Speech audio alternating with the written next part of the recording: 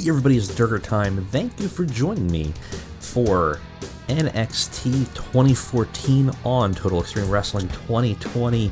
I've been waiting to do this one for a while, but it's been kind of a jerk. I've been kept on testing it out and trying to get this mod to work properly, and I think I finally have it. So what we're using is the Miracle on Bourbon Street mod, which takes place April 1st, or week 1 of April in 2014, which is in the save primarily because you'd be playing the post Miracle on Bourbon Street Daniel Bryan win, a era for a lot of Lapse fans coming back, myself included, though it's not the Daniel Bryan win that got me, kind of bit me in the ass and got me back into wrestling. Instead, it was watching on the network WWE NXT, a show that felt fresh, that felt a little bit more mature from what I remembered, and was focused on a high-impact modern style of wrestling with simple but believable stories and great characters. And that is what kind of drew me into this. Ever since I heard about TEW's 2020, what I really wanted to play is this period in time in NXT and see what we could do, see if we could change things and see where NXT could go for us. So who are we playing as? Well, we're playing obviously as Triple H, who has control of NXT. At this point, though, it is a little baby. It's a baby company. It has had its first show of Arrival, but its official takeover debut on the network hasn't really happened yet. So we are minuscule. We got 20s across the board. We got a little bit of hype in the tri-state area because people in that area are a little bit more knowing about us. But we are in the southeast, I believe, where we should be. Should be somewhere in here. Since we have no NXT events scheduled in the future, which is not true because we have a couple. We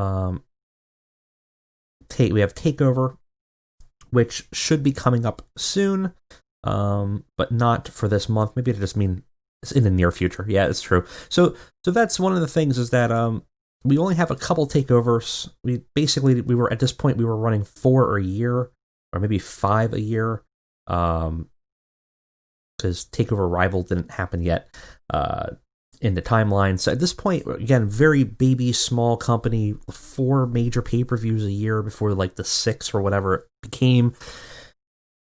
Small roster of some great names, but at this point, very early in their careers, that are going to be a lot of fun to play with and develop. But here's the problem. We are a developmental company.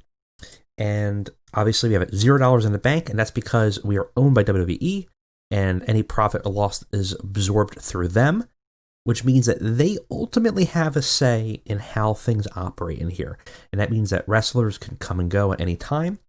And also, because of our size, while we can scout for talent, it's going to be difficult. So if we wanted to get somebody like, Uhaa Nation or currently Apollo Crews on NXT or on WWE, and we were like, let's get this guy in here, let's really make him big, you'll find very quickly that he is not going to be interested in a company of this size at this point. So the tiny element of us is going to be difficult because if we want to build that momentum, we want more people, but we're going to have to use that talent that we have. In addition to that, at any time, WWE can call up talent and we get a 1-month notice. So that means that we have to react to the external stimulus of WWE and how they want to run us. I think theoretically they can also send us people from their roster as they hire people that we're going to be forced to train. And so it's going to be kind of an interesting dynamic, but ultimately the goal of the show is for us to make NXT as large as it can be, to kind of have fun booking it, and maybe some twists over here and there in terms of what the ultimate goal is. But obviously we want NXT to kind of take over and maybe we wanted to even take over WWE, right? So perhaps that ultimately is our goal, is to become the number one show in the WWE brand and really take over and break out of the developmental company into our own in some capacity. So that's sort of the goal of the show, and also it's just to look back in time. 2014 feels like so long ago, and it's really not, but in the grand scheme of wrestling, it certainly is, and the landscape is very different. And the wrestlers that we have on the show are very fresh compared to what you know them as now. So that's going to be a lot of fun. And of course, we have some familiar faces that, man, I haven't seen in forever. So I had to modify this game quite a bit to get this mod to work. Some of the major focus is really trying to play up the attributes element, because I really think, and I've talked about this a little bit earlier on as this game came out, that I think one of the things that is you're probably going to see really good mod makers do versus average mod makers is really focus on the attribute system in the game. And it's something that currently no one's really done, because for the most part, people have just been trying to get these mods out there. That was really the focus here, is that every wrestler that's going on NXT, even the new signees, are going to be filled with attributes, to the point where a lot of people in my official Discord have been saying this is basically going to be the drug addict promotion, because everyone's got drug problems, everyone's got personality problems. I mean, look at how many things are here for Enzo. So we're really going to play up the attributes element, and it's going to be very difficult to manage everybody. And that's going to be kind of the fun of the series, I think, is handling all of the people's personalities. And when we hire new people, the same thing, we can go right in there and we're going to add a ton of attributes that make sense for that person, so they're going to fit in. There could be weird elements of this mod, because like I said, I've been testing a little bit. Seems like it's working fine, but you never know, because it's not balanced. I'm certainly no mod maker. Weird things could be happening, and things could get a little funky. Anything that gets really funky, hopefully I should be able to kind of modify and fix, but just know that who knows what's going to happen in the save world, because it's not necessarily balanced for 2020. We just kind of converted this and tweaked it to make it work for us. So with that preamble done, welcome to the series. Let us go straight into our first episode of NXT. Let's go ahead and fast forward and get in there.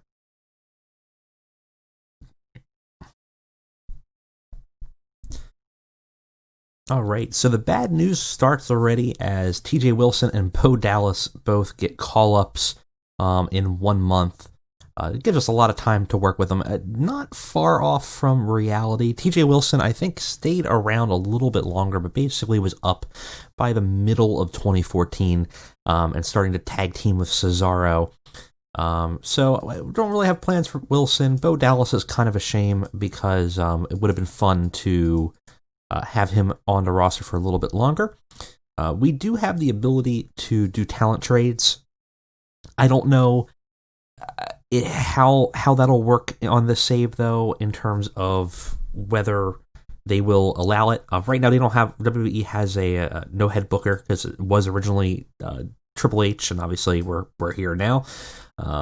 But we do have offer swaps available where we could swap people out, and we also have offers for one-time loans. We don't have a tit for tat, unfortunately, I don't think, which is the weird way that the talent trade works now. You used to be able to just kind of give money. Now you have to actually exchange a person, which is kind of a bummer. But you do have the ability to kind of swap people out. So we can always bring people back. One of the things I kind of wanted to do, and we'll see if we can get it to happen, is I always thought NXT should have like a anniversary show, like almost like a Clash of Champions, where previous champions got to come back to challenge up people. We got, so outside of that, no other real news, but something we're going to have to keep in mind, because we have no idea when people are going to get pulled up or not, unfortunately.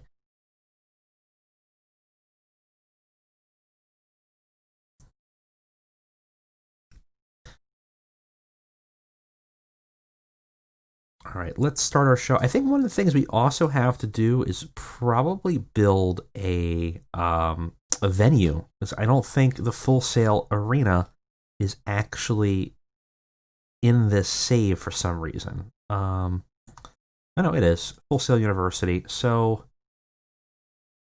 Full Sail's venue capacity is 300, and we're only expecting 92 fans. So it shows you how small we are here. We might want to probably lower our ticket pricing going forward. I don't think we can do that right now in the PM.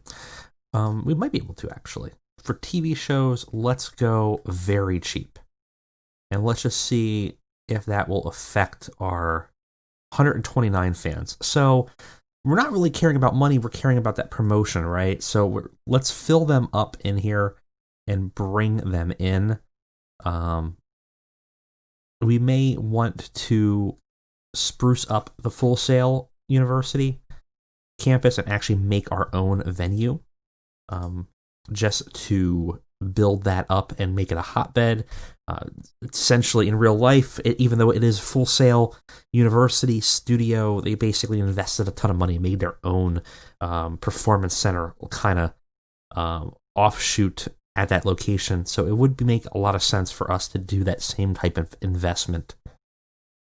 Again, not something I think we can do right now, but something we will have to keep in mind for the next show, as I think we will build a similar parallel kind of style. Probably same thing, 300 people makes sense to me as a venue. Have that at capacity, and because we can always expand it, which is one of the new features of this game, is you can kind of update and modify a existing venue. That'll give us a huge importance, as well as make it a hotbed, because people know where to go. So very important for us, I think. For now, we will just run a show in the regular Full Sail Arena, University area, and start to run it. So let's pick this. I think the other thing we will have to do, no, not the past option, this venue. The other option we will have to do is, I think we need to look at the Performance Center, if we can actually build a separate training facility for NXT workers. Being able to get new people coming in might be helpful for us.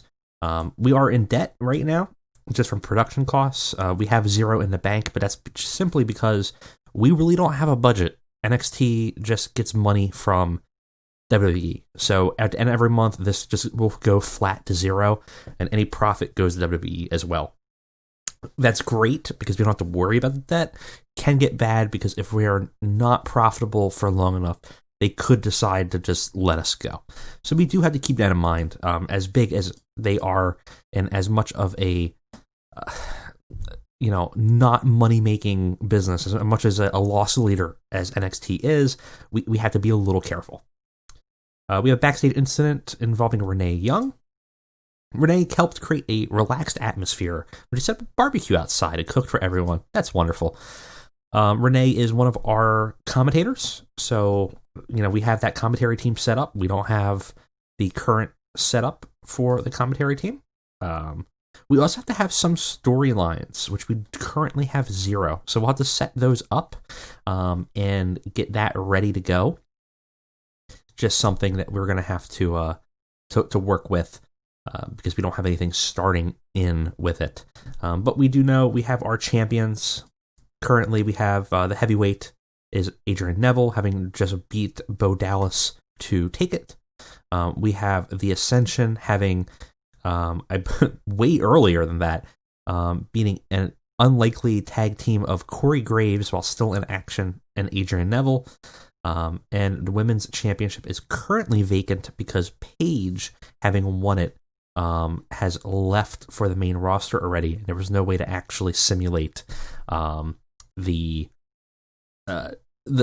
double brand situation where she was both women's NXT champion and I think Divas champion at the same time. So we had to let her go and move her up just for the sake of continuity, which is fine. And we will probably make a story about moving somebody into here, probably Charlotte for the time being, And yeah, so that's kind of going to be where our storylines go.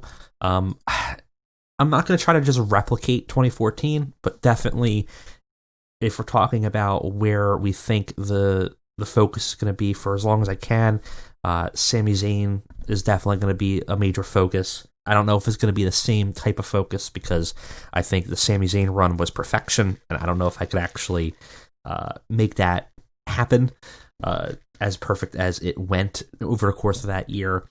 But we will have to see. And it's going to be about new hires, and maybe we'll try to bring people in a little bit earlier than they showed up in real life if we can get them signed.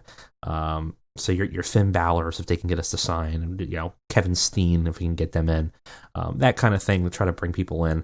But let's go ahead and let's book the show and get our inaugural episode of NXT Wrestling on the network going. Alright guys, we are ready for our first episode of NXT Wrestling, the first show after the Miracle on Bourbon Street, week after WrestleMania. We have to see what is going to happen in our new storyline. So what do we have coming up tonight? Well, let's take a look. We got the Ascension fighting the Mechanics. Ascension, of course, are our current tag team champions, and they're going to have a little exhibition match tonight with an up-and-coming tag team. We'll see how they do. We also know that Baron Corbin is in action tonight. He is starting a winning streak after previous 2 outings prior to the show. How will he do? We will have to find out. And in our main event, we have Sami Zayn and the NXT champion Adrian Neville versus former NXT champion Bo Dallas and TJ Wilson. We'll have to see how that shakes up as well, but let's go ahead and get into the show. So we start our show off with, oh boy, this is bad. Well, I think we need to get rid of Axel Keegan as a road agent. Put that in the marks, but we have all of our women's division out, basically in a video highlighting the fact that William Regal comes out and announces that because the NXT Women's Championship is now vacant, they're going to run a 8-woman tournament starting tonight to actually crown a new NXT Women's Champion.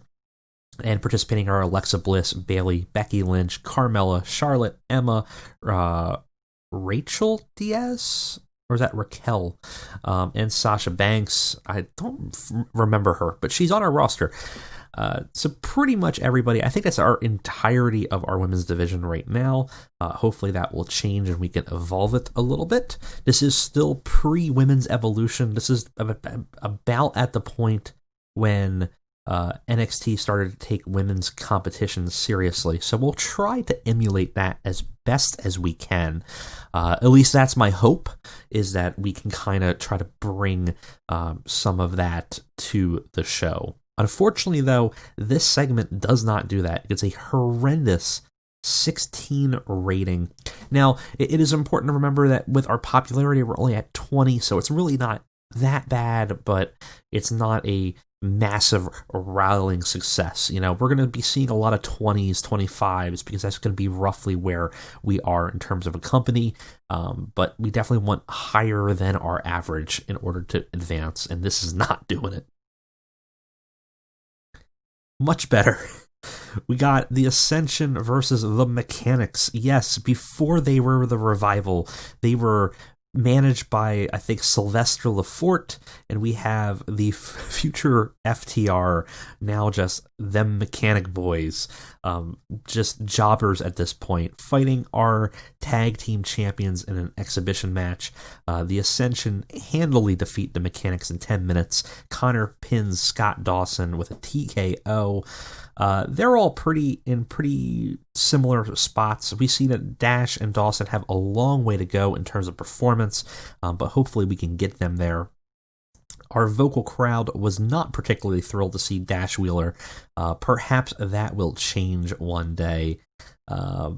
Connor and Victor got a tag team specialist bonus, as did Dash and Dawson. So hopefully we can turn around the favors of the Revival for the crowd. But NXT is a hot crowd, so they are kind of vocal. It unfortunately in real life, the NXT crowd was at the time very, very hot. But they also were really forgiving, so we can't really replicate that, unfortunately, in 2020. Either we have a really hot, smarky crowd, which will also just shit on and hate people if they don't have like a perceived work rate, or they just are just a typical, regular group. So unfortunately, if we want that hot crowd, we're gonna have to deal with it, and we'll have to manage it as best we can. But we can deal with it. I think we'll be fine. Dawson, LaForte had good chemistry, and LaForte had good ringside work as he was working the crowd, and the crowd got hotter from the match overall. And Ascension gets the beginnings of their dominant streak here on NXT Wrestling. We debut Enzo and Big Cass, though I think they've already debuted at this point. But they're together, and they just come out, ask the crowd how they're doing, basically kind of dish dirt normally do, saying that they're teaming up together and they're gonna run roughshod on everybody. It's a typical kind of thing. Enzo's got a flavor of the month and a hot catchphrase, so he's getting a little bit of a boost from this, and it got the crowd even hotter. And we also start our "How You Doing" storyline as Enzo and Big Cass start to make a name for themselves in the NXT tag team scene and declare their intentions to wrestle in the tag team division. 28's not bad, actually. This is pretty bad, though. Baron Corbin in action fights Judas Devlin, some guy. I don't know. Never seen him before. Totally doesn't look like a dude that should be wearing like a dinosaur mask or anything. He has a real stinker of a performance. Corbin had a 24, which honestly isn't that bad, but Devlin just sucked at a 12. This was a wild brawl match, and because we do need like one car crash, steal the show, or wild brawl. And Baron Corbin at this time was doing this kind of thing where he was they were doing counts for how long it would take to pin. So we were trying to replicate that a little bit at the start of the gate, and it doesn't go well. Not very good at all. Devlin was off his game. We do start our storyline with Baron Corbin's kind of undefeated streak, beginning through Judas Devlin as he debuts on the show in a path of destruction. Unfortunately, though, it doesn't really do much for him or Devlin in this situation, and it's a pretty much a stinker of a match. And we have Bliss versus Diaz in the beginnings of our tournament. So it's a pretty terrible match, though. Bliss has a 15, Diaz has a 30. That's crazy. But I guess shows you how much we have to develop everybody.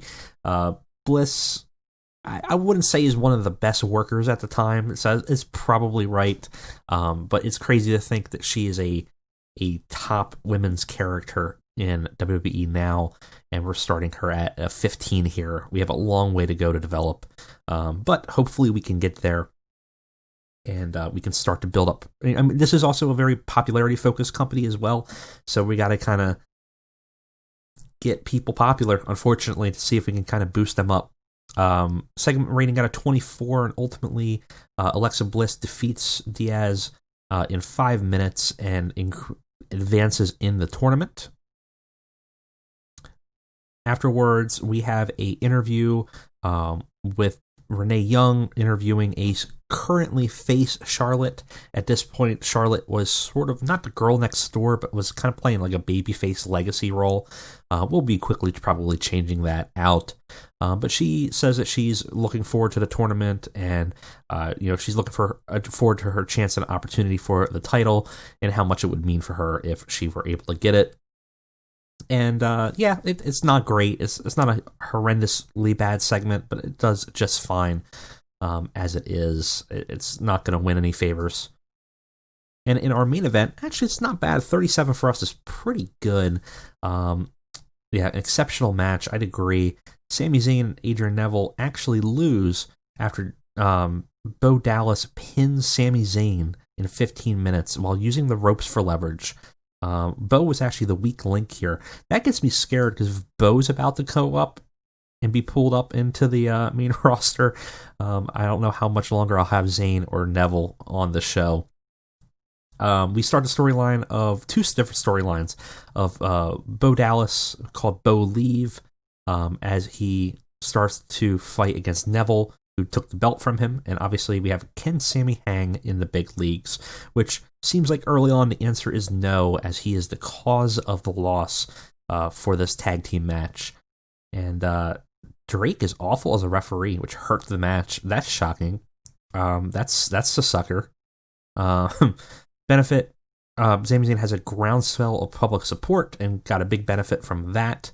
But Neville had a 63, Zayn had a 56, Wilson had a 59, and Dallas had a 31.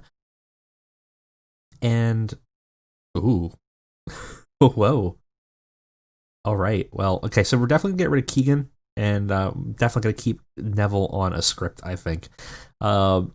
Afterwards, Neville comforts Zayn, who's visually upset about the loss, having kind of eaten the pin by through some underhanded tactics. Zayn kind of pushes him away, not like very aggressively, but just a little bit, and ends up walking back alone to the backstage and leaving Neville kind of high and dry. So we're starting to see the beginnings of a fracture of their friendship, unfortunately, and Zayn kind of taking that loss very hard, which makes sense if you're friends with your buddy and he just won the NXT Championship and you're the reason why he lost the first time he had a match after winning. You probably feel a little upset as well. So that final segment's a 38, which should be pretty good for our final score. Yep, 34, not bad. We increased popularity everywhere we showed it. Again, our popularity needs to be, I think, 5 or higher than our current popularity in order for the show to kind of increase our ratings. So we were very high, because I think we're at only at 20. So pretty significant bump up, which is pretty good. All right, guys, we are back. Pretty good show overall. A little kind of basic in terms of kind of the storylines, but we're trying to kind of get used to those wrestlers and see what they can do here for us. Overall, nothing crazy in the news. We did have 125 fans, and it was a pretty positive outing for us. Mostly positive, at the very least. It probably is going to do a lot to boost up our ratings, though I can't imagine it's going to reflect it yet. No, nothing here yet. So our next goal is going to be trying to achieve that 35 popularity. Now, the problem is obviously we are dealing with at the whims of who we get. We can always hire new people, but we might get people sent down that we're going to have to deal with and that kind of thing. So it is something that we're going to have to worry about. Now, one of the reasons why this save's actually been taking so long to get out is I kind of redid it 3-4 times. Unfortunately, the AI would get into a tizzy with just calling up people nonstop, and I think I figured it out. So we have Vince McMahon set to wanting a very small roster, which is insane, but it should at least slow down the amount of developmental calls. I last time I tried to do the save, I recorded 3 episodes, and it ended up everybody was gone. Literally every single person was pretty much pulled off the roster. I also started to adjust some of the popularity. Starting on the roster, some of these guys' popularity was out of control. I think Neville's was 35 across the board in the U.S., which seems crazy when in the U.S., for the most part, people really at the time only knew him from NXT for the most part. British scene, a little bit different. Some stuff in Japan, a little bit different. But usually the rule of thumb is that your top star's popularity should kind of hang around your company. So we kind of try to modify that a little bit. We'll see if that has any negative consequences. I don't know. But that is kind of what we're trying to do to get things to work right. And hopefully it is not something that destroys destroys the promotion in the process. I do have a ton of ideas for storylines, though obviously we're going to be trying to keep things similar to what happened in 2014 with curves and things like that. So the start is going to be kind of similar. We saw, the beginnings of like a Baron Corbin push is kind of the same and that kind of thing. And we're going to have that animosity between Neville and Sami Zayn, but we're going to try to take it in different directions. Some things we're going to do earlier, some things we're going to do later. Ultimately, though, our goal is to just kind of run NXT the best we can, try to grow it. I expect this is going to be a long-term save, and it's going to be about kind of a collaborative game where we're going to be looking at hiring our own people to bring up into the company and kind of running things the way we would want to. This is, to me, the peak of NXT. It's really 2014 to 2016 was the best of the brand. Not disparaging it now. I know there's a lot of fans of it and probably many fans in my audience, but for me, this is what brought me back into wrestling, and I felt like the rotation of wrestlers and constantly new people showing up, people leaving, that kind of thing always made it really entertaining and interesting to see these people kind of develop personalities and characters, kind of grow with them. That kind of thing was always very fun, and it was what really engaged me when I first got back into wrestling all the way back in like 2013, 2014. Now, we did talk about investments. Unfortunately, we cannot do any investments. We can't make a training facility. We can't make change any kind of make a venue. So we may have to cheat a little bit.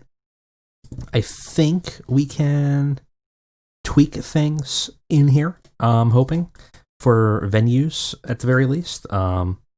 It does look like it, because one thing is it really should be something that is owned by NXT. I know Full Sail Arena is not kinda an actual NXT brand, but it really should be owned by them. I don't know if this will do anything. It should be also a hotbed. And importance, I don't know, we'll set it at like 15 or something like that. Winter Park, Full Sail University. So let's change it to a upgraded filming setup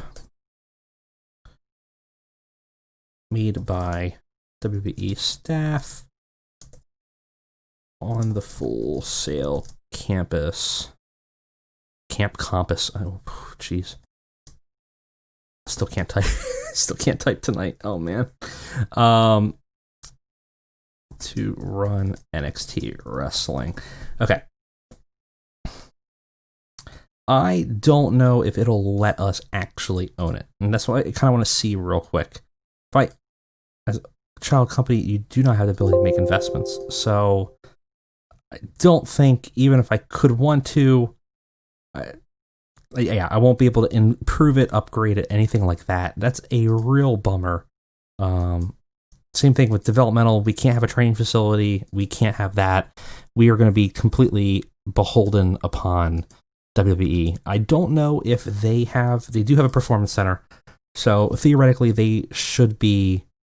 This facility is not a performance. We're going to fix that. I'm pretty sure it is. I'm pretty sure if you were going to name one thing a performance center, it's going to be the WWE Performance Center. We need dojos, I think, right? Or is it under something else now? Training facilities. I'm going to hazard a guess and say that the Performance Center is we can't even fix it. Oh, well. Something I should have done beforehand. So that will change the quality of people coming in, unfortunately. Not a huge deal, unless I can cheat and import data, which I don't think I can for... Ooh. Okay. We might fix that. I might tweak something off stage, but we should be seeing people over the course of the show here, and like I said, the save is going to be probably a pretty long save. So if you like long plays, I know some of my stuff has been shorter as we kind of go into seasons and hiatuses and things like that. I expect 2014 NXT to be a pretty long save. I already put it back up because I was passionate about this product, so I'm kind of excited to go through it for a long run and kind of to see how it develops and how it changes. But if you like that NWA save and you're interested in just kind of seeing a long-term playthrough, I mean, my plan is to get this at least all the way up to 2020 to modern day and to see how things change and try to hire people as they come in, and try to hire my favorites from those years and try to build NXT into something a little bit different. And then maybe if we hit a threshold, there will be kind of a mid-game spoiler that might happen, but we'll have to see if we can get there. So hopefully you guys liked what we did here for episode 1. Expect more coming soon. Thank you guys for joining me. I will see you next time.